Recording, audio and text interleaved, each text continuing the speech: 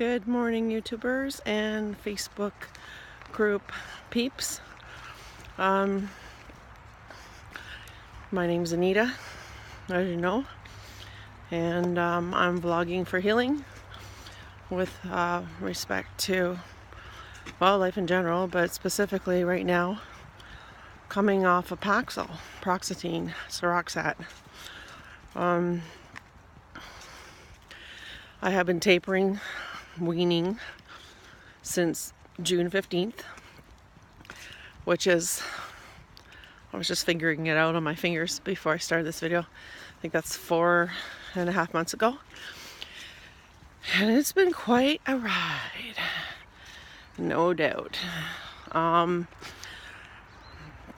So far I've managed to only have one panic attack.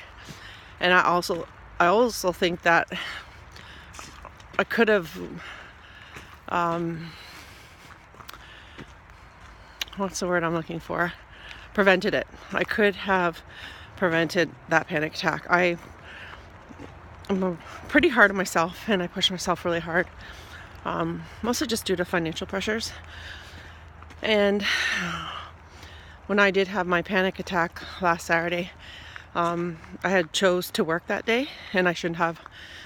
Because I did work Monday to Friday, and I really needed the Saturday off to just be in another space, another place, just chill, relax. So when I'm doing my work, which is mostly in my apartment, I've been, I guess, downsizing, minimizing, cleaning. I got my carpet steam cleaned. It's just feeling a whole lot more clean and orderly and more spacious. I feel like there's less energy, I'm going like this, less energy being sapped from my brain. I'm walking in the park right now. It's so pretty here. I'll just turn the camera around.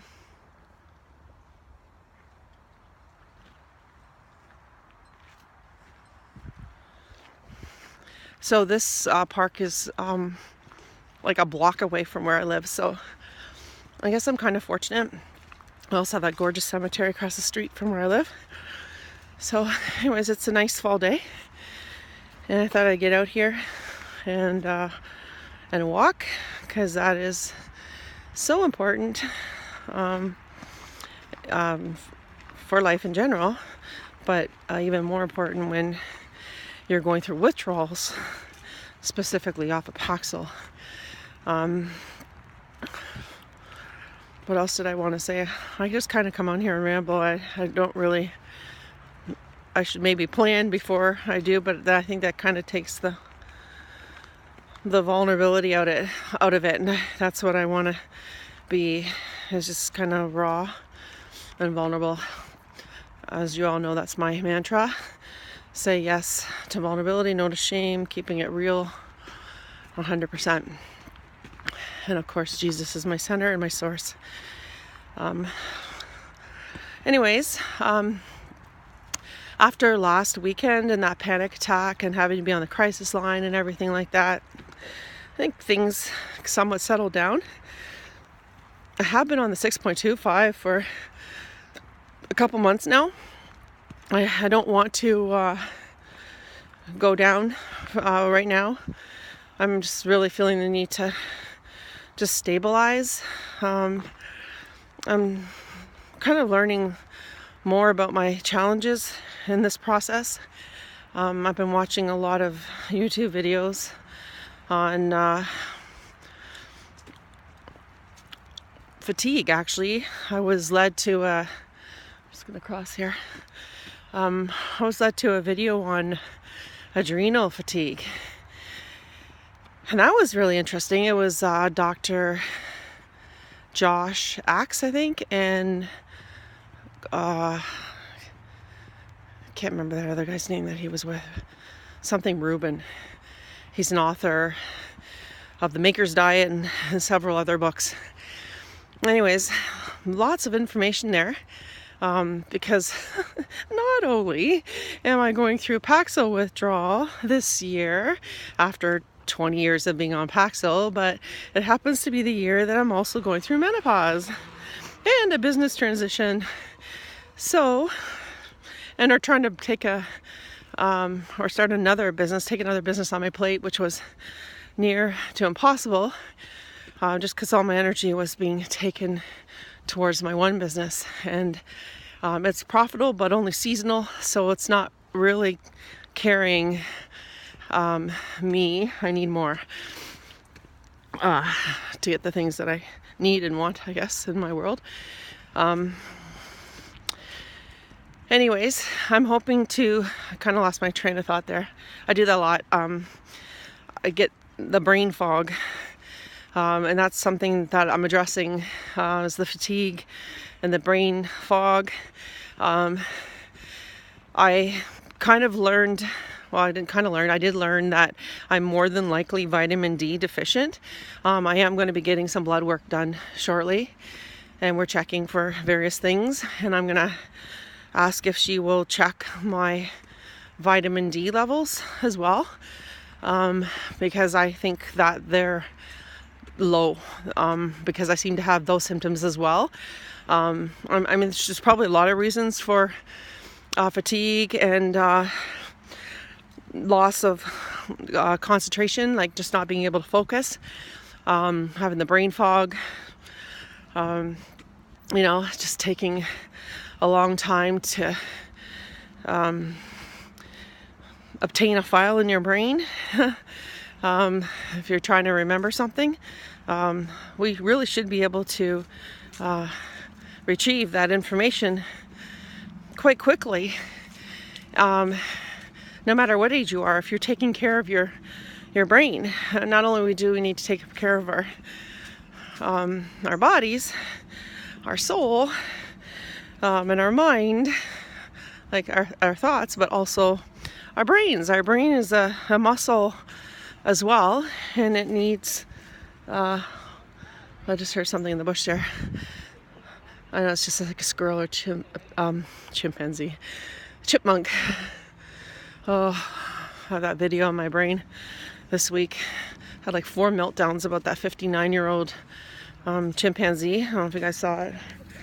So sad, that look on his face when he saw his friend for the last time, because he died a week later. Anyway, I don't know if you guys saw it, but what a heart ripper. Ripped my heart right out. Which brings me to the fact that I needed to talk to my counselor about that, because being an empath and being an HSP and coming off of Paxil and going through menopause, I am feeling deeper than I've ever felt, and I feel like I need to protect my energy fields. Like I just feel so heavy duty. Like I think I cried 4 times about that chimpanzee, and then I went to a cat show last Sunday, and I thought there was some inappropriate actions with a cat, and that completely sent me into a whirlwind. I just seriously cannot handle any abuse, neglect, rejection, abandonment. That's not where I wanted to go with that, but I wanted to say injustices and just cruelties. Those things just make me boil. Especially, well, there's so many things, but what's really close to my heart is cars as death traps, and people leaving their animals and their children, toddlers in cars, and then they die of suffocation. It's just happening more and more and more, and I just don't get it. I don't get it. So I just keep speaking out about it because I want people to really think about what they're doing when they leave their children and animals in their car.